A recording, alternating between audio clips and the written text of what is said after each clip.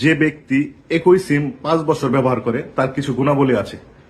Number 1, সে cheater বা বাটপার নয়।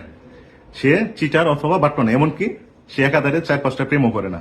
নাম্বার 2, সে মানে তার নামে খারাপ কোনো অভিযোগ নেই, মানে সে বড় ধরনের কোনো অপরাধমূলক কাজে জড়িত নয়। নাম্বার 3, সে ব্যাংকে মানে তার নামে ব্যাংকে বড় ধরনের কোনো ঋণ নেই। বুঝতে পারছেন? মানে অনেকে আছে না, ব্যাংকে লক্ষ লক্ষ টাকা ঋণ, তার ব্যাংকে বড় ধরনের কোনো ঋণ নেই, অথবা কেউ তার কাছে বড় ধরনের কোনো অঙ্ক মানে বড় ধরনের কোনো টাকা পাওনা নাই। নাম্বার 4, চোখ বন্ধ করে তাকে আপনি বিশ্বাস করতে পারবেন।